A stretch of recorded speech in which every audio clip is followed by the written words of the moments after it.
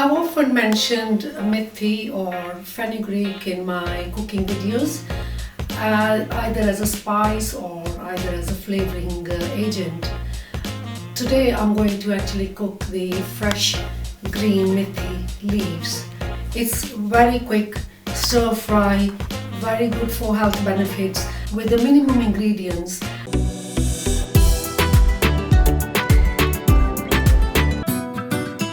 Hello, I'm Avtar. Welcome back, and I hope you're having an amazing day. So if you want to include something green, it's very easy. If you're a beginner to cooking, I feel it's very important that I explain what I mean by the spice and the flavoring agent and the vegetable or the sabji itself. When we get it as a spice, it is actually golden color, and they're very hard, very hard, almost nutty kind of texture to them. In the dried form, those are leaves, dried forms, and this is what it's looking like.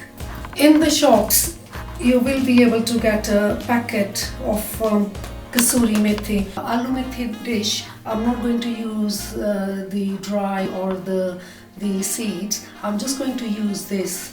Now, when it is in the fresh form, it does give that really nice fragrance as well. It comes in the bunches in the shops, and if you look at that, so the leaves are on a little stems. You can see a little bit of the flower there. Now, the origin about this methi is believed to be Western Mediterranean, but in India it is very popular, especially in Punjab. In English we call it fenugreek, and Punjabi word is methi. My mother-in-law actually used to grow this in her allotment, and so that's even in a cold country like UK. Majority of this is edible and it is quite nutritional. You can use the stems as well, but if I show you here when I'm breaking that, it is quite fibrous. So instead of sitting there and taking just the leaves only, which will take you forever, I have got some tips and tricks. Now, because I know that the bottom stems are fibrous, I'm just going to break them, snap them, and off they go. And here, then I will feel them with my hand. Oh, so that's another one. Okay, and there you go. So then I'm left with the softer stems there. So I'll just do that few stems at a time. I've gone and washed all my methi stems. Now I'm going to chop it roughly. You want to make something nutritional, quick, substantial, and you do not need to add too many ingredients because this has got a nice flavor of its own. It's pungent in taste, but once cooked, that pungency goes. So I have some cumin seeds, salt, green chilies, and potatoes. What this will do is the salt and chilies will actually balance, and the potatoes will absorb all that pungency taste. They become quite delicious. On the other hand, the starchy bit or the sweetness from the potatoes is going to go into the methi, so the combination is going to make it into a delicious dish. So in my pan I've added the oil. So I've taken 2 teaspoons of cumin there. In goes my methi leaves.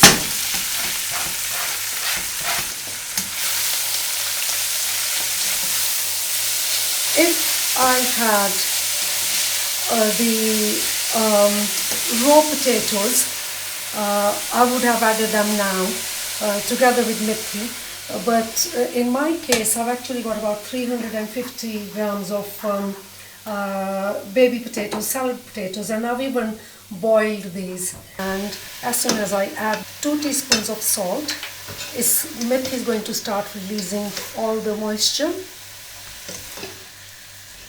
And I've taken 2 green chilies. That's all the ingredients I'm going to use, nothing else. And let that get cooked on a high heat. After stirring it, I covered it for like 2-3 minutes, and it had released the moisture. Turn the heat down and cover it again for a few more minutes. Now oil is almost separating, and I like my boiled potatoes.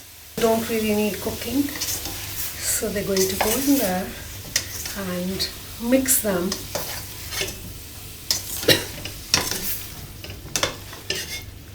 A little bit, so the flavors start infusing with each other. Cover it.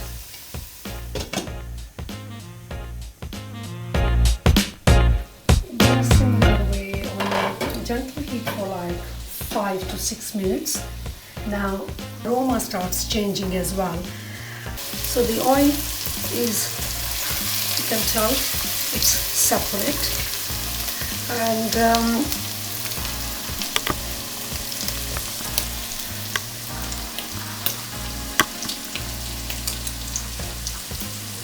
it is ready.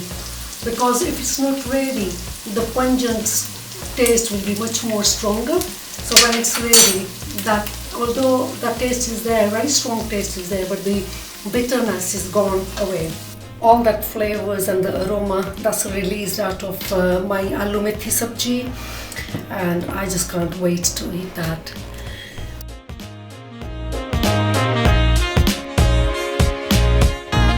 Until next video, goodbye for now, and God bless you all.